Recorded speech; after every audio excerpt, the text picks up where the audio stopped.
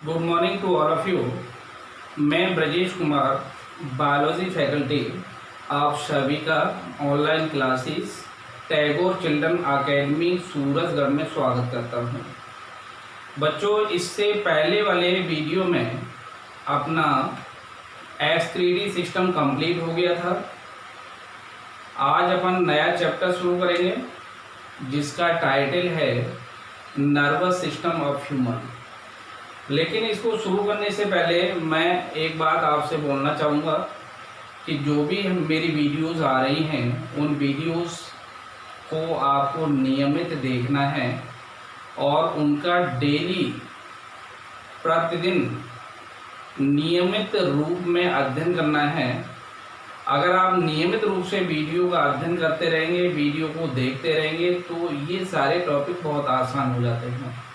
और यदि आप इसमें रेगुलर हो जाएंगे या आप सोचेंगे नहीं आज की वीडियो कल देखेंगे, कल की परसों देखेंगे, तो फिर उसमें क्या होता है, जो आपको समझाने वाली बातें होती हैं वो बहुत अच्छी तरह से आप उनको नहीं पकड़ पा रहे होते हैं।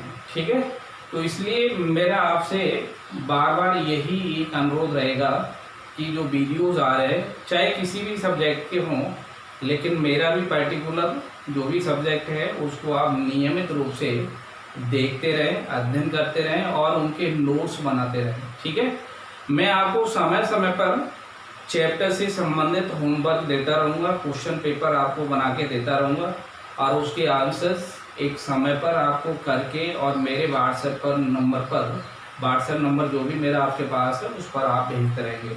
ठीक है, जिससे मुझे ये पता लगता रहेगा कि आप उसको पढ़ रहे हैं या कोई आपको दिक्कत आ रही है।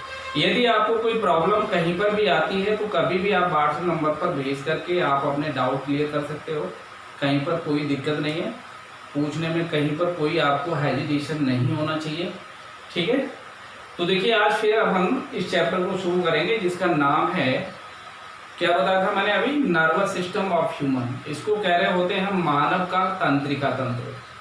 अब देखिए इस तंत्रिका तंत्र के बारे में थोड़ा बेसिक रूप से हमें जानना जरूरी हो जाता है और वो ये होता है कि हमारे शरीर के अंदर का जो वातावरण है और बाहर का जो वातावरण है इनमें होने वाले जो परिवर्तन हैं उनकी सारी की सारी जानकारी हमें नर्वस सिस्टम के माध्यम से ही प्राप्त होती है।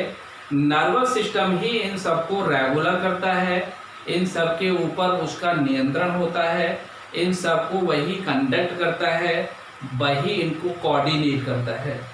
हमारे शरीर में पाए जाने वाले अंगों के द्वारा जो भिन्न प्रकार के अंग हैं और भिन्न भिन्न प्रकार की क्रियाएं कर रहे होते हैं, उन क्रियाओं का नियंत्रण या संचालन किसके द्वारा होता है, तंत्रिका तंत्र के द्वारा ही होता है। ठीक है ना। इसी प्रकार से जैसे बाह्य वातावरण है, आजकल हम देख रहे होते हैं मौसम में अचानक परिवर्तन हो जाता है, एकदम से गर्मी होती है, एकदम से सर्दी हो जाती है, या फिर हम कह सकते हैं बरसात जैसी आना शुरू हो जाती है।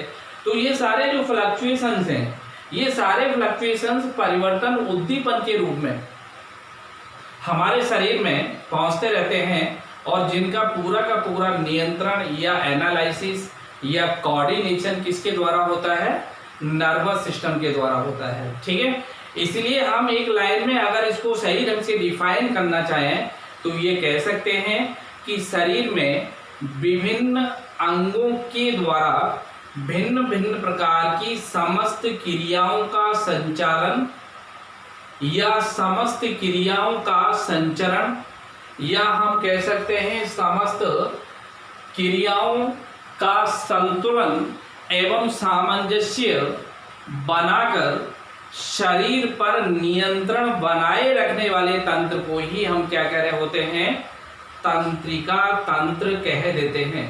ठीक है ना। अर्थात शरीर में विभिन्न अंगों के द्वारा होने वाली समस्त क्रियाओं में संतुलन एवं उनका नियंत्रण बनाते हुए या बनाए रखते हुए या संतुलन एवं सामंजस्य बनाए रखते हुए शरीर को जो नियंत्रित करता है या शरीर पर जो नियंत्रण बनाए रखता है उस तंत्र को हम तंत्रिका तंत्र या नर्वस सिस्टम कह देते हैं। ठीक है। अब देखिए आगे हम ये कह रहे होते हैं कि जो नर्वस सिस्टम होता है, इस तंत्र में कार्य करने वाली जो कोशिकाएं होती हैं, उन कोशिकाओं को हम तंत्रिका कोशिकाएं या न्यूरॉन्स कह देते हैं। ये न्यूरॉन्स या तंत्रिका कोशिकाएं तंत्रिका तंत्र की क्रियात्मक इकाई होती है।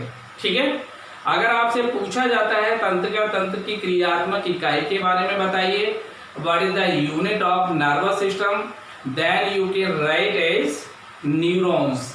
Neurons is the functional unit of nervous system. ठीक है, आगे हम ये कह सकते हैं कि हमारे शरीर में जो सूचनाएं या उद्दीपन या आवेग एक तंत्रिका से दूसरी तंत्रिका में जाते हैं, ये सिनेप्सिस के द्वारा जाते हैं। अर्थात एक तंत्रिका के साइटोन के जो डेंड्राइट्स या दुर्मांस्म होते हैं, जो पतले तंतुीय संरचनाएं होती हैं, वो दूसरी तंत्रिका कोशिका के एक्सोन के अंतिम तंतुओं के साथ स्पर्श किए बिना ही एक विशिष्ट संधि बना लेते हैं, जिसे सिनेप्सिस या युग्मान बंधन कह देते हैं। अर्थात एक न्यूरॉन से दूसरे न्यूरॉन में आवेगों का ट्रांसमिशन या आवेगों का संचरण किसके द्वारा होता है? सिनेप्सिस के द्वारा होता है। सिनेप्सिस किसे कहा जाता है? वह स्थान जहां पर एक तंत्रिका के दुर्मांस्म और दूसरी तंत्रिका के एक्सोन के अंतिम तंतु बिना स्पर्श किए हुए आपस में पास पास दिखाई देते हैं, उसी को हम सिनेप्सिस कह रहे होते हैं। अर्थात ट्रांसमिशन ऑफ इम्पल्सेस किसके द्वारा? न्यूरॉन में सिनेप्सिस के द्वारा एक से दूसरे में जाते हैं, या एक न्यूरॉन से दूसरे न्यूरॉन में आवेगों का संचरण सिनेप्सिस के द्वारा होता रहता है।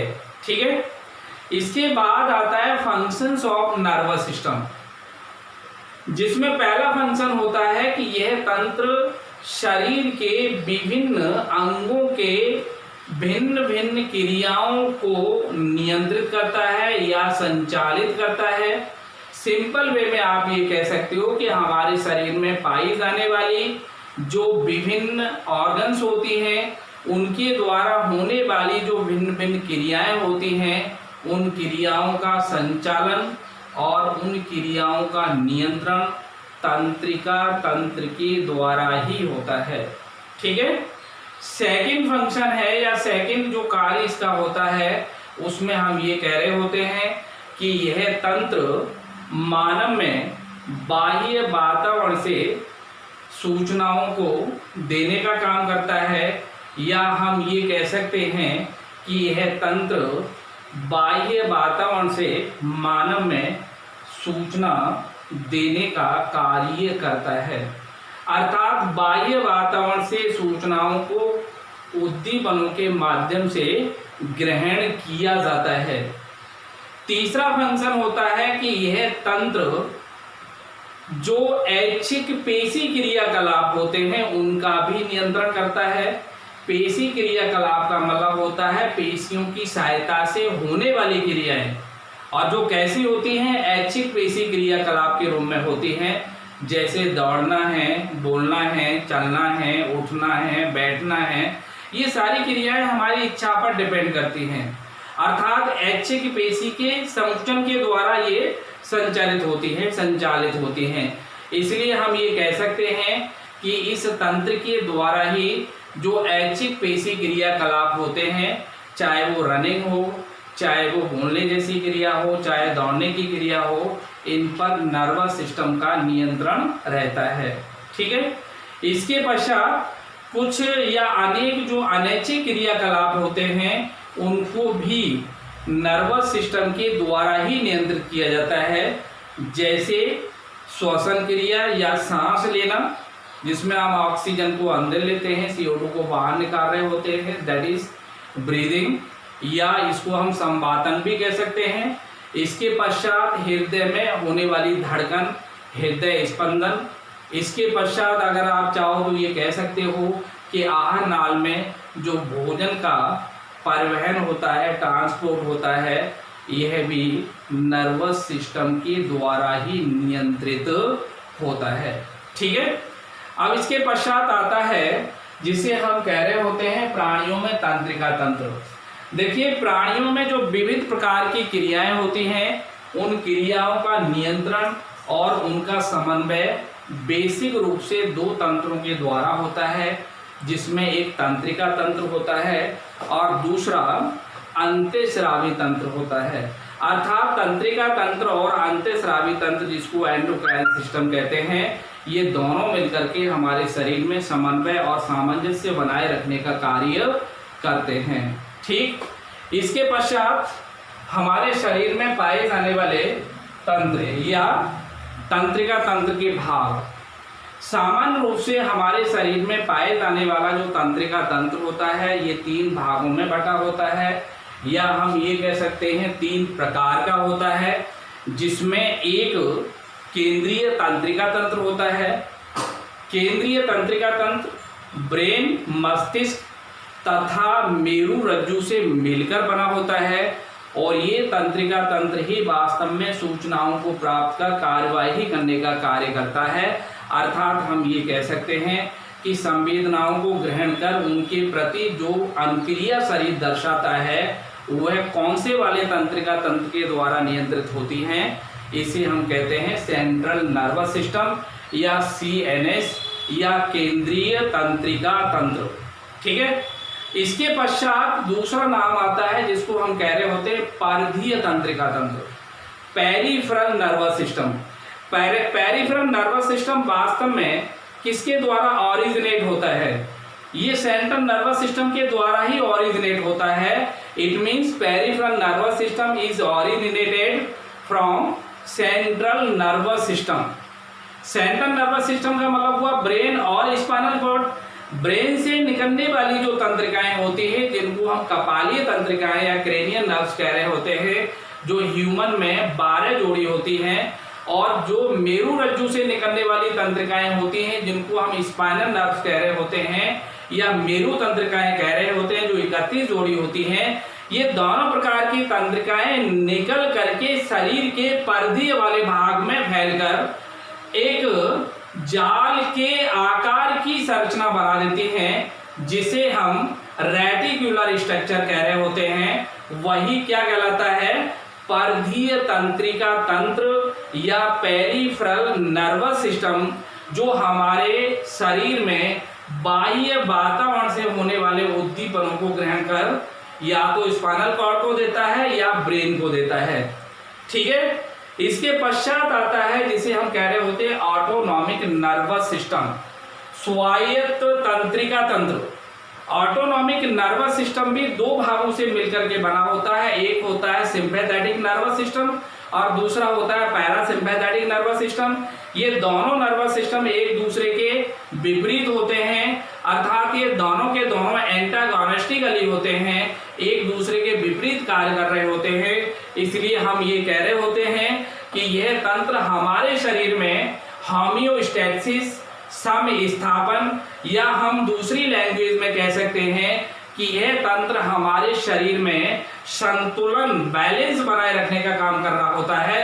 अर्थात हम चाहें तो ऑन द अदर हैंड इसे बैलेंसिंग सिस्टम भी कह सकते हैं, अर्थात बॉडी का इसे संतुलन तंत्र के नाम से भी जाना जा सकता है। इसका मतलब ये होता है कि इसमें एक तंत्र क्या करता है, लार के सीक्रेशन को सपोज करिए बढ़ा रहा है तो दूसरा लार के सीक्रेशन को कम करेगा, एक हार्ट बीट को बढ़ाएगा तो दूसरा हार्ट बीट को कम करेगा, एक बीपी को बढ़ाएगा तो दूसरा बीपी को कम करेगा, एक स्वेटिंग को बढ़ाएगा, पसीने को बढ़ाएगा तो दूसरा पसीने के स्राव को रोकेगा, एक आंखों की पुतली के व्यास को बढ़ाएगा तो दूसरा आंखों की पुतली के व्यास को या पुतली के डायमीटर को कम करेगा। इट मीन्स ये हमेशा क्या करते हैं, संतुलन बनाए रखने का कार्य कर रहा होता है, जिसे हम ऑटोनॉमिक नर्वस सिस्टम कह देते हैं, जो 2 पार्ट से मिलकर के बनता है, सिंपैथेटिक और पैरासिम्पैथेटिक। ठीक है, अब देखिए यहाँ पर सबसे पहले हम लेते हैं CNS, सेंट्रल नर्वस सिस्टम। अभी मैंने बताया था central nervous system is made up of brain and spinal cord. किससे मिलकर के बना होता है? ब्रेन और स्पाइनल कॉर्ड से मिलकर के बना होता है। ब्रेन और स्पाइनल कॉर्ड दोनों मिलकर के किसको बना रहे होते हैं? सेंट्रल नर्वस सिस्टम को बनाते हैं, केंद्रीय तंत्रिका तंत्र को बनाते हैं। ठीक है, जिसमें एक क्या आता है? ब्रेन, और दूसरा क्या आ जाता है? Spinal cord. अब देखिए इसमें सबसे पहले हम किसको लेते हैं? ब्रेन को। ब्रेन देखिए बॉडी का सबसे इंपॉर्टेंट एंड सॉफ्ट पार्ट होता है। Brain is the very important and soft part of the body, अर्थात यह शरीर का सबसे महत्वपूर्ण और कोमल अंग होता है। और ये कहां पर होता है? स्कल में पाई जाने वाली कपाल के अंदर सुरक्षित रहता है। स्कल मीन्स होता है करोटी, करोटी का दूसरा नाम होता है खोपड़ी। खोपड़ी को हम क्या कह रहे होते हैं? ये the upper part of neck, गर्दन से ऊपर वाला भाग इज कॉल्ड एज स्कल। और इस स्कल के अंदर ये क्रैनियल पार्ट होता है, क्रैनियल अस्थियों से या बोन से मिलकर के बना होता है, कपालीय अस्थियों से मिलकर के बना होता है। इसे हम कह रहे होते हैं क्रैनियल बॉक्स या कपालीय गुहा। इस गुहा के अंदर चारों तरफ अस्थियां होती हैं। अस्थियों से बने हुए बॉक्स के अंदर ब्रेन प्रोटेक्ट रहता है, सुरक्षित रहता है। ठीक है, अब देखिए जब अस्थियों के अंदर ये ब्रेन रहेगा तो आप बताइए ब्रेन इधर उधर घूमेगा डुलेगा, ठीक है ना? अरे भाई जब भी चलेंगे तो शॉक झटके वगैरह लगते रहते हैं, तो इसलिए ब्रेन के साथ हड्डियों का फ्रिक्शन होना शुरू हो जाएगा, ब्रेन को नुकसान हो सकता है। इस कारण से नेचुरली ब्रेन को प्रोटेक्ट करने के लिए ब्रेन के चारों तरफ तीन झिल्लियां पाई जाती हैं। इन झिल्लियों को हम मेनिंजेस कह सकते हैं, तानिकाएं कह सकते हैं, इन्हें हम मस्तिष्क आवरण कह सकते हैं। और ये झिल्लियां होती हैं जिसमें सबसे बाहर वाली होती है ड्यूरामेटर, मध्य वाली होती है एरिग्नोइड, और जो इनर मोस्ट होती है सबसे नीचे वाली होती है उसको कह रहे होते हैं पाइयामेटर। ड्यूरामेटर का हिंदी में नाम होता है दृढ़ तानिका, और बीच वाली का नाम होता है जाल तानिका, और सबसे अंदर होती है उसका नाम होता है मृदु तानिका। मृदु का मतलब क्या होगा? सॉफ्ट होगा। जो ड्यूरामेटर होती है या आउटर मेम्ब्रेन होती है, रिजिड होती है, थिक होती है और हार्ड होती है। किसके संपर्क में रहती है? क्रेनियल बॉन्स के संपर्क में रहती है। और ये किससे बनी होती है? ये बनी होती है fibres connected tissues plus collagen fibre, ये दोनों मिलकर के इसको बनाते हैं। लेकिन इसमें इलास्टिसिटी नहीं होती, अर्थात ये स्तर कैसा होता है? नॉन इलास्टिक होता है, अर्थात इसमें प्रत्यास्थता नहीं पाई जाती है। कैसा होता है? अप्रत्यास्थ होता है। सेकंड नाम किसका होता है? एरिग्नोइड का। ये मिडिल लेयर होती है, मिडिल मेम्ब्रेन होती है, मध्य की झिल्ली होती है जो collagen fibre, soft collagen fibre plus elastic fibre से मिलकर के बनी होती है। और इसमें बहुत ज्यादा सॉफ्टनेस होती है, नाजुक होती है। इसके बाद तीसरी होती है पाइयामेटर, इनर मोस्ट होती है, सबसे अंदर होती है, सबसे पतली होती है, सबसे सॉफ्ट होती है, ट्रांसपेरेंट होती है, पारदर्शी होती है और ब्रेन के साथ चिपकी होती है। इस वाले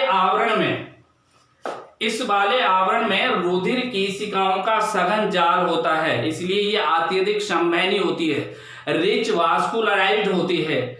और इसमें अत्यधिक संवहनी होने के कारण यह ब्रेन को तथा स्पाइनल कॉर्ड को नरिशमेंट देती है प्लस ऑक्सीजन देती है, अर्थात इसके द्वारा ब्रेन और मेरुरज्जु को पोषण तथा ऑक्सीजन मिलता रहता है।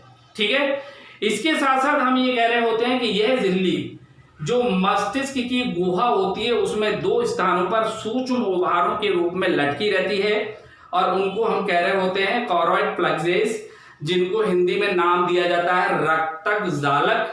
और ये रक्तक जालक दो प्रकार के होते हैं, एक अग्र रक्तक जालक होता है, दूसरा पश्च रक्तक जालक होता है। और इन रक्तक जालकों के द्वारा ब्लड का फिल्ट्रेशन होता रहता है, जिससे लिम्फ के समान, लसिका के समान सेरिब्रोस्पाइनल फ्लूइड का फॉर्मेशन होता रहता है, जिसे हम प्रमस्तिष्क मेरु द्रव कहते हैं, जो पोषण के लिए भी और ऑक्सीजन के लिए भी ब्रेन के लिए रेस्पॉन्सिबल होता है। साथ में हम ये कह सकते हैं कि ये ब्रेन को बाहरी आघातों से या एक्सटर्नल इंजरी से बचाने का कार्य भी कर रहा होता है। ठीक है, साथ में देखिए इनको अगर आप देखें तो फिर आप आसानी से एक्सप्लेन कर सकते हैं। मैंने सारा का सारा ये एक्सप्लेन करके आपको अभी बताया था।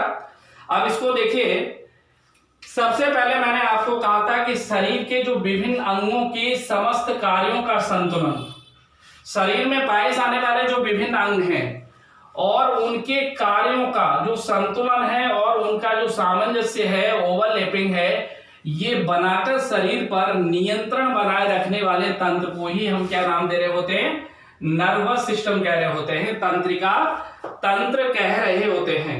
ठीक है, इस तंत्र में कार्य करने वाली कोशिकाओं की तंत्रिका कोशिकाएं क्या कहलाती हैं? न्यूरॉन्स। अर्थात इस तंत्र में जो कोशिकाएं कार्य कर रही होती हैं उन कोशिकाओं को हम तंत्रिका कोशिकाएं या न्यूरॉन्स कह देते हैं। और ये जो न्यूरॉन्स होते हैं या तंत्रिका कोशिकाएं होती हैं, ये तंत्रिका कोशिकाएं क्या करती हैं? तंत्रिका तंत्र का निर्माण, अर्थात ये तंत्रिका तंत्र की इकाई कहला रही होती है। इनको हम तंत्रिका तंत्र की क्रियात्मक इकाई कह सकते हैं। ठीक है, इसके पश्चात देखिए, जो तंत्रिका कोशिका है इसकी साइटोन दूसरी तंत्रिका कोशिका के साथ विशिष्ट संधि बना लेते हैं, या हम ये कह सकते हैं कि एक तंत्रिका कोशिका के साइटोन के जो डेंड्राइट्स या दुर्मांस में या छोटे छोटे जो शाखे तंतु होते हैं वो दूसरी तंत्रिका कोशिका के एक्सोन के अंतिम तंतुओं के साथ एक विशिष्ट संधि बनाते हैं और इस विशिष्ट संधि को हम कह रहे होते हैं सिनेप्सिस। ठीक है, इस सिनेप्सिस के द्वारा ही एक न्यूरॉन से आवेग या सूचना या संवेदना दूसरे न्यूरॉन में संचरित होती रहती है या ट्रांसमिट होती रहती है। अर्थात सूचनाओं का ट्रांसमिशन या आवेगों का ट्रांसमिशन सिनेप्सिस के द्वारा ही एक न्यूरॉन से दूसरे न्यूरॉन में होता है।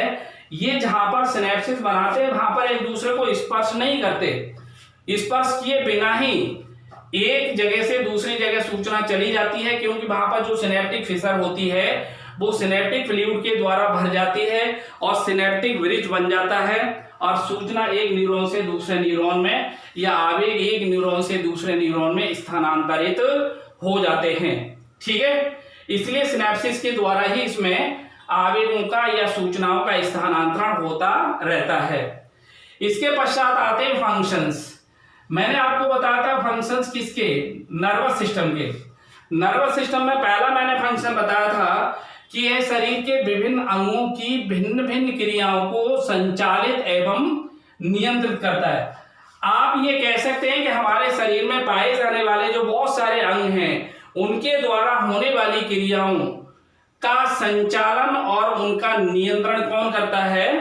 तंत्रिका तंत्र या नर्वस सिस्टम कर रहा होता है। ठीक, इसके पश्चात दूसरा फंक्शन, यह संवेदी अंगों के माध्यम से मानव के बाहर की दुनिया के विषय में सूचना देता रहता है। यह मानव को क्या करता है? बाहर की दुनिया के बारे में या दुनिया के विषय में सूचना देता रहता है। अगर आप इसको और ज्यादा सिंप्लीफाइड करना चाहें तो क्या कर सकते हैं? तो आप बता सकते हैं कि बाह्य वातावरण से जो सूचना या संवेदनाएं होती हैं वो उद्दीपन के माध्यम से ग्रहण की जाती हैं। किसके माध्यम से? उद्दीपन के माध्यम से ग्रहण की जाती हैं। उद्दीपन क्या है? उद्दीपन होता है बाह्य वातावरण में होने वाले परिवर्तन। क्या कहलाते हैं? उद्दीपन कहलाते हैं। क्या कहलाते हैं? उद्दीपन कहलाते हैं। ठीक है, इसके पश्चात थर्ड देखिए यहां पर क्या लिखा है? यह समस्त ऐच्छिक पेशी क्रियाकलापों, ऐच्छिक पेशी क्रियाकलापों का मतलब होता है ऐच्छिक पेशियों के द्वारा होने वाली क्रियाओं को हम ऐच्छिक पेशी क्रियाकलाप कह रहे होते हैं। जैसे दौड़ना, बोलना, बैठना, उठना, चलना, ये सारी जो क्रियाएं हैं इन सभी क्रियाओं का नियंत्रण भी कौन करता है? तंत्रिका तंत्र करता है। ठीक है, ऐच्छिक पेशी क्रियाकलाप हुए ना। यदि हमारी पेशियों में ऐच्छिक संकुचन नहीं होगा तो क्या हम दौड़ पाएंगे? क्या हम बोल पाएंगे? अर्थात अगर हमें बोलना नहीं है तो नहीं बोलेंगे, हमें चलना नहीं है, दौड़ना नहीं है तो नहीं दौड़ेंगे। तो ये ऐच्छिक क्रियाकलाप हुआ ना। किसके द्वारा हो रहा है? पेशियों के द्वारा। कौन सी पेशियां? Voluntary muscles. इसके बाद आता है फोर्थ, ये अनेक अनैच्छिक क्रियाकलापों, अनैच्छिक मतलब है इनवॉलंटरी, जैसे सांस लेना जिसको हम कह रहे होते हैं संवातन वेंटिलेशन, ऑक्सीजन का अंदर लेना, CO2 का बाहर निकलना, हृदय का स्पंदन हार्ट बीटिंग, आहार नाल में भोजन का संचालन या परिवहन, ये सारी क्रियाओं का नियंत्रण किसके द्वारा होता है? नर्वस सिस्टम के द्वारा। इसलिए नर्वस सिस्टम के द्वारा होने वाले जो कार्य हैं बहुत सारे होते हैं, लेकिन ये जो मैंने 4 फंक्शंस बता रखे हैं ये बहुत यहाँ पर इंपॉर्टेंट है। इन चारों फंक्शन को यदि हम समझ लेते हैं तो लगभग शरीर में होने वाले सारे फंक्शंस को इन 4 फंक्शंस के द्वारा ही हम एक्सप्लेन कर सकते हैं, इजीली उनको एलोबरेट कर सकते हैं, इजीली उनका इंटरप्रिटेशन कर सकते हैं। यदि आपको ये फंक्शन मेन 4 ही नहीं आ रहे हैं तो इट मीन्स आप बेसिक जो फंक्शन है नर्वस सिस्टम के उसके बारे में नहीं समझ पा रहे हो। इसलिए ये 4 फंक्शंस हमें बहुत अच्छी तरह से मेमोराइज करने हैं, ठीक है। इसके पश्चात आता है प्राणियों में तंत्रिका तंत्र। इसमें देखिए कहा गया है कि प्राणी शरीर की जो विविध क्रियाएं हैं इनका नियंत्रण, कंट्रोल एंड कोऑर्डिनेशन, समन्वय 2 तंत्रों के द्वारा होता है। और ये 2 तंत्र होते हैं तंत्रिका तंत्र जिसको हम नर्वस सिस्टम कह रहे होते हैं, दूसरा होता है अंतःस्रावी तंत्र जिसे हम एंडोक्राइन सिस्टम कहते हैं। ये दोनों तंत्र हमारे शरीर में मिल करके कोऑर्डिनेशन और कंट्रोल या नियंत्रण का कार्य करते रहते हैं, ठीक है। इसके बाद तंत्रिका तंत्र के भाग या प्रकार कह सकते हो आप। इसमें देखिए ये कहा जाता है कि सामान्य रूप से जो तंत्रिका तंत्र होता है ये 3 भाग मिलकर के 3 भाग में बटा होता है या 3 प्रकार का होता है, जिसमें एक सेंट्रल नर्वस सिस्टम जिसको हम केंद्रीय तंत्रिका तंत्र कह रहे होते हैं, और दूसरा पर्वीय तंत्रिका तंत्र पेरिफेरल नर्वस सिस्टम, और तीसरा होता है ऑटोनॉमिक नर्वस सिस्टम। मैंने देखिए अभी अभी आपको बताया था कि जो केंद्रीय तंत्रिका तंत्र होता है ये तो ब्रेन और स्पाइनल कॉर्ड से मिलकर बना होता है, अर्थात central nervous system is made up of brain and spinal cord called as central nervous system. पर्वीय तंत्रिका तंत्र किससे बनेगा? क्रैनियल नर्व्स और स्पाइनल नर्व्स। क्रैनियल नर्व्स की संख्या या कपालीय तंत्रिकाओं की संख्या 12 जोड़ी होती है और मेरु तंत्रिकाओं की संख्या 31 जोड़ी होती है। कपालीय तंत्रिकाएं ब्रेन से निकलती हैं और जो मेरु तंत्रिकाएं होती हैं वे मेरु रज्जु से निकलती हैं और मिलकर के शरीर के पर्दे वाले भाग में जाकर क्या करती है? एक नेटवर्क बना देती हैं, एक रेटिकुलर स्ट्रक्चर बना देती हैं, उसे हम पर्दीय तंत्रिका तंत्र कह देते हैं। इसके बाद आता है स्वायत्त तंत्रिका तंत्र। स्वायत्त तंत्रिका तंत्र को हम कह रहे होते हैं autonomic nervous system. Autonomic nervous system भी 2 भागों से मिलकर के बनता है, अर्थात सिंपैथेटिक और पैरासिम्पैथेटिक।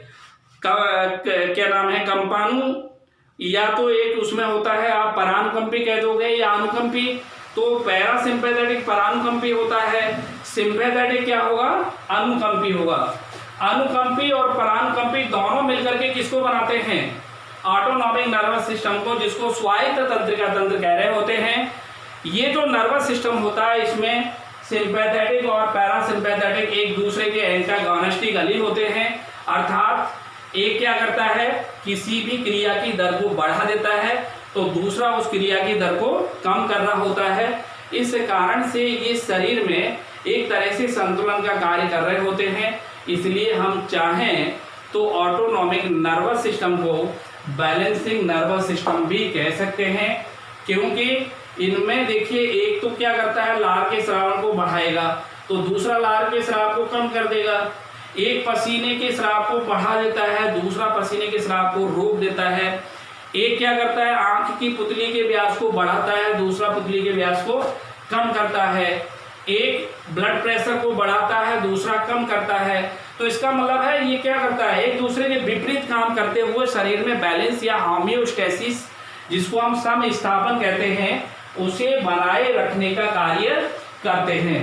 इसीलिए हम चाहें तो स्वायत्त तंत्रिका तंत्र को या ऑटोनॉमिक नर्वस सिस्टम को बैलेंसिंग नर्वस सिस्टम भी या balancing system of the body भी कह सकते हैं। ठीक है, क्लियर हो गया? अब देखिए इसके पश्चात हम लेते हैं central nervous system. Central nervous system को क्या नाम दिया जाएगा? केंद्रीय तंत्रिका तंत्र। मैंने अभी अभी बताया था ये किससे मिलके बना हुआ है? मस्तिष्क और मेरु रज्जु से मिलके बना होता है। सबसे पहले हम इसमें ब्रेन ले रहे होते हैं, और ये जो ब्रेन होता है ये मैंने बताया था मनुष्य का सबसे इंपॉर्टेंट और अधिक कोमल अंग होता है, जो कपाल के, जो करोटी खोपड़ी के कपाल के भीतर सुरक्षित रहता है। मस्तिष्क के ऊपर 3 मस्तिष्कावरण या तानिकाएं या झिल्लियां पाई जाती हैं, जो ब्रेन को सुरक्षा प्रदान करती हैं। ये झिल्लियां दृढ़ तानिका, जाल तानिका, मृदु तानिका, दृढ़ तानिका को हम कह रहे होते हैं ड्यूरामेटर, जाल तानिका को कह रहे होते हैं एरिग्नोइड, मृदु तानिका को कह रहे होते हैं पाइयामेटर। ये जो ड्यूरामेटर होती है ये ब्रेन के बाहर होती है, सबसे बाहर वाली होती है, अर्थात ये सबसे बाहरी झिल्ली होती है, जो हार्ड होती है, मोटी होती है, रिजिड होती है, और ये तंतुक संयोजी ऊतक एवं कॉलेजन तंतुओं से मिलकर के बनी होती है। यह क्रेनियम अस्थियों से जुड़ी होती है, कपाल की जो अस्थियां हैं उनसे जुड़ी रहती है, और कैसी होती है? Non elastic. अगर ये मेम्ब्रेन ब्रेन के ऊपर नहीं होगी तो ब्रेन अस्थियों से, क्रेनियल अस्थियों के साथ फ्रिक्शन करेगा, घर्षण करेगा, और ब्रेन को वहां पर नुकसान होने की संभावना बनी रहेगी। क्योंकि ब्रेन कैसा पार्ट है? नाजुक भाग होता है, नाजुक अंग होता है, अर्थात इसको हम कह रहे होते हैं important and soft organ of the body. ठीक है। इसके पश्चात आता है एरिग्नोइड, जाल तानिका। यह मध्यिका स्तर होता है जो कोमल कॉलेजन तंतु और इलास्टिन तंतुओं के द्वारा बना होता है। इसके पश्चात मृदु तानिका इनर मोस्ट लेयर है। यह आंतरिक झिल्ली होती है, पतली होती है, मुलायम होती है, पारदर्शी होती है, थिन होती है, सॉफ्ट होती है, ट्रांसपेरेंट होती है। यह झिल्ली मस्तिष्क से चिपकी रहती है। किसके साथ एडैच होती है? ब्रेन के साथ एडैच होती है। इस आवरण के अंदर बहुत सारी रुधिर केशिकाओं का जाल होता है, इसलिए इसमें संवहनी बढ़ जाती है, अर्थात ये रिच वास्कुलराइज होता है, अत्यधिक संवहनी होता है, और इस कारण से मस्तिष्क और मेरु रज्जु को पोषण और ऑक्सीजन मिलता रहता है। साथ में हम कह सकते हैं कि ये वाली जो झिल्ली है मृदु तानिका, ये 2 जगह पर सूक्ष्म उभारों के रूप में मस्तिष्क की गुहा में लटकी रहती है, जिन्हें हम रक्तक जालक कहते हैं। ये रक्तक जालक 2 होते हैं, एक अग्र रक्तक जालक और एक पश्च रक्तक जालक। इनके द्वारा लसिका के समान पदार्थ बनाया जाता है, जिसे प्रमस्तिष्क मेरु द्रव कह देते हैं, जो ब्रेन को पोषण और ऑक्सीजन प्रदान करता है, साथ ही ब्रेन और स्पाइनल कॉर्ड को बाहरी आघातों से बचाता है। ठीक है, ओके।